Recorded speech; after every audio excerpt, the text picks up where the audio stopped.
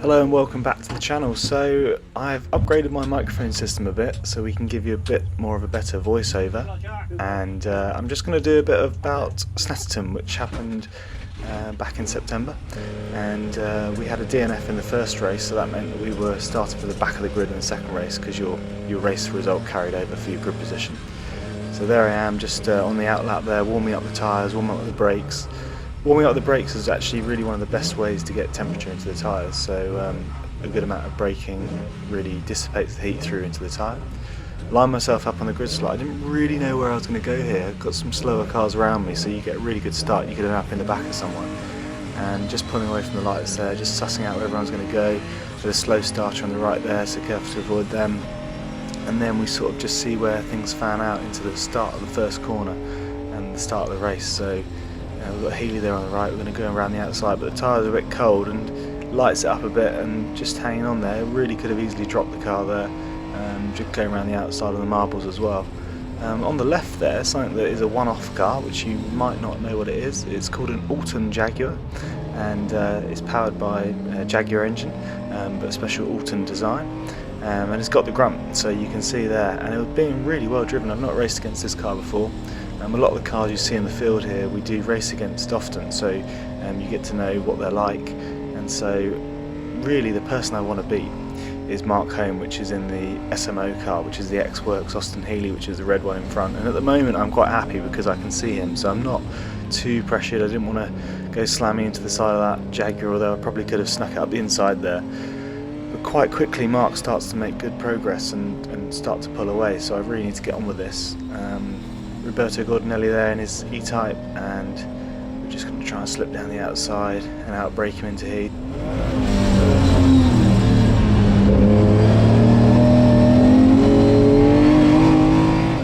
Yeah, we're just settling into the race now, and we can see that the leaders are starting to pull away, which is a bit of a worry. So settling into the back straight, I have a good look around. You can see in the mirror, in the interior mirror, check of the belts, a bit of a tighten up on the belts as things start to settle in, and you're now just checking oil pressure and making sure that everything's looking good as the race gets underway. Down a couple of gears and the cars bunch up into this really technical section under the bridge there. So I try and slip up the inside of the Jaguar, but it's just got the power to tuck back in and try and get a good run out of the bomb hole.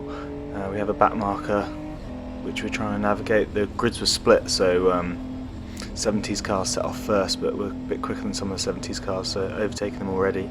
Just trying to hold on to it around Coram. It's always lively, but really important to get over to the right here to get a good exit. And the Elva Courier there of Richard Woolmer attacking the curb, and down the straight we go, powering up into fourth overdrive coming in now. And the power just squeezed past the Elva Courier there, and on the brakes a little block off as well to stop him from going back up the inside. Roll the speed through the corner, see if we can get an overlap, but no, again the Alton has more power. So just blocking off the inside, making sure the Elva Courier doesn't come down the inside, and he's just tried to work his way around the outside. And it's just important to just not be too hungry on the power and just get a good exit. It's really easy when you're in a battle like that to try and get on the power too early, but just feeding in the power. And just now I see Mark's got to the front of the pack, and I'm starting to get a bit worried now because he's a very quick driver, and if he gets too far away then we're just not going to be able to catch him back up again in this 30-minute race.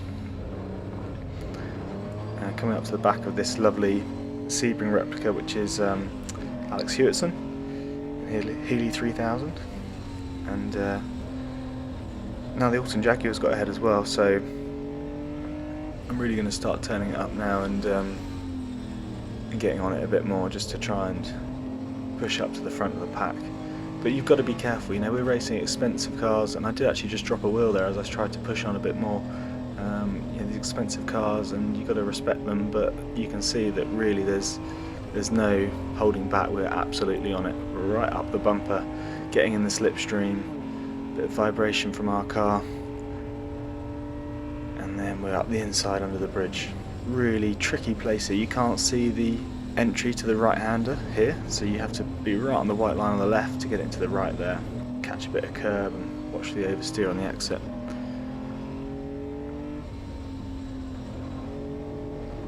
Through the bomb hole there's a big compression there as the suspension takes all the load, and you lose the grip on the way in, and then it all comes back to you and corner a long corner, which really easy to overheat the left rear, and so also really important to get it to the right there before you turn in. So I'm not too worried now because we've got the pace to catch back onto the back of the pack, but the trouble is the Alton Jaguar, it's got a 3.8 litre engine, it can really pull away from the Healey, like in this scenario here. So although you may be quicker through the corners, Snetterton being a power circuit, really easy to get stuck behind a car like this, not through it being driven badly, but just two cars having different characteristics.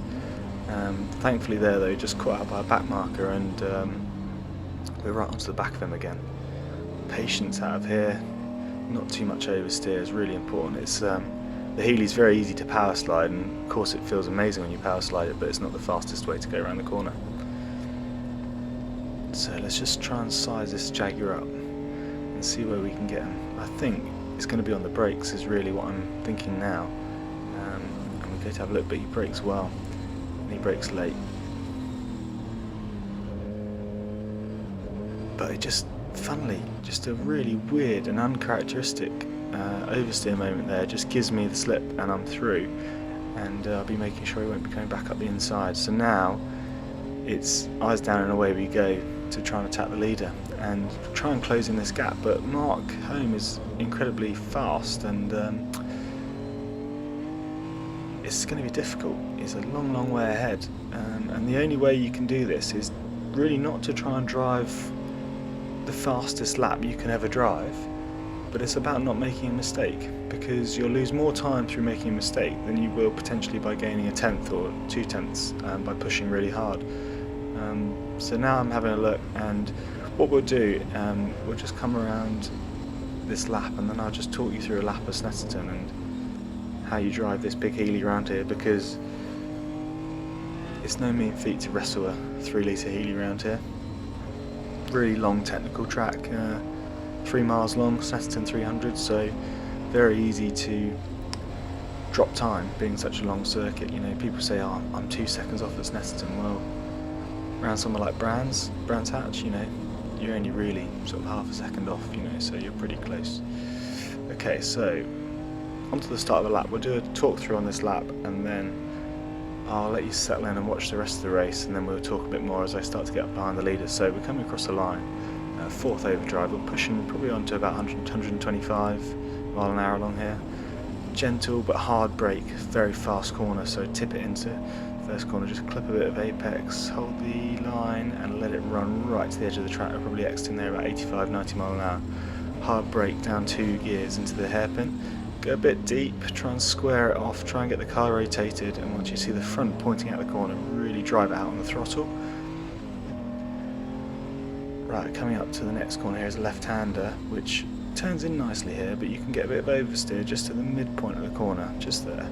And we just let it run to the right to the exit. And so I'm not really pulling in on Mark, which is worrying me at this stage. Down out of overdrive, down 2 gears, down to second. And again, squaring this corner off a late apex to get the car rotated and fire it out. The next corner here is a very fast corner, and there's a bail on the inside which is very unnerving, which if you hit that would make a big mess. Clip the apex, let it run, but get it back across the left, ready for this right-hander which goes on forever. It's a second gear. Gentle with half throttle here, make sure we don't run out of road. And again, a little brake here. Just tip the front end, and patience. Squeeze the throttle as we exit the corner. Right, onto the straight, so we've got a chance now to breathe. I'll have a look at the gauges. I'll be checking my oil and water temperatures, oil pressure, water temperature. I've turned my lights off because I'm just following behind the car now. Tap of the left foot on the brake to get the pads back up, and you're down 2 gears under the bridge and down 1 more. Snatch that before the right-hander. Clip the apex, and let it run out. Into the bomb hole, the car goes very light on the entry and then it compresses, so a little bit of oversteer on entry, compress, and it exits with a bit of oversteer. And Coram is a long corner, hard to know where to go here, so I go for an early line, in early, balance the car on the throttle, flick it out of overdrive, unsettles the car a bit, but now we're aiming to get the car to the right hand side to stop and get it turned in nicely and get a really good exit. Okay, I'm going to leave it there for now, and we'll come back a bit later on as I start to close into the back of the red car in front. Okay, so here we are just a few laps on now and a bit later in the race, and I've started to close in on the red 3000 in front, and we're just keeping in the air. I just moved over there just to keep some fresh air coming into the car because we are getting a bit hot. You can see the gauge on the left of my hand is the oil pressure and water temperature gauge, and the water temperature is coming around to about 4 o'clock, which is starting to get a bit warmer. I'm about to release my secret weapon now, which with my right hand, maybe I could have chosen a better time, but we've got a back marker coming in, and I just flick the lights on there. So now the leader in front, he knows I'm there, but now he's got my lights in his mirror, and he'll know exactly where I am. And we're just coming up to this Morgan now, which is not actually a back marker, it's a bit further up in the race. We've just taken all race to catch him, and now we're right up behind him, but the Morgans are quick, and the worst thing that can happen here is, say, if Mark gets in front into this first corner and then I'm stuck behind him. So I just run a lot of speed into the first corner, make sure you carry it through, and I see Mark going for an overtake, and you just have to push your way through, otherwise you're going to end up getting stuck behind. You just really hope the Morgan doesn't turn in across the front of you, which thankfully he didn't. He saw me coming. It was really good driving from the Morgan there. And now here we go, settle in. We've got a few laps left, and Austin Healey battle, 2 cars around Snetterton. It really doesn't get much better than this. Trying to hang on to a Healey 3000 around here. I give the inside a little look, and he comes over and defends, so I know he's watching me, he's watching my every move. And in some ways what I'm doing here is just sussing out where I might be able to get past him, and just really working out where I want to be coming on to potentially the last lap, which is really when I'm going to make the move, rather than leading on the last lap. I'd rather be in second and trying to find my way past. And you can see here we're getting really close now. We're pulling this thing through to about 6,500, 7,000 RPM, 6-cylinder Austin Healey engine. She's screaming now, and we're pulling alongside even power down the outside. Can't do much here, but I compromise his entry, and I might be able to get an overlap into the hairpin, but just go a bit deep.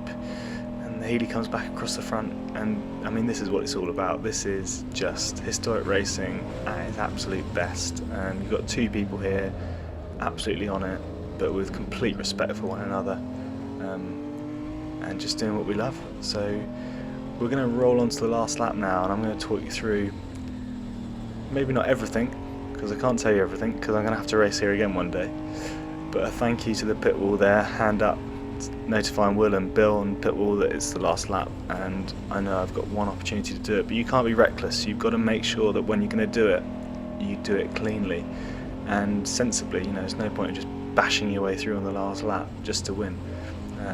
You've got to do it properly, and so there are a few places where I thought I could get this car, and the exit out of here was one of them. Wasn't quite close enough, so over a few laps I was a bit faster through there.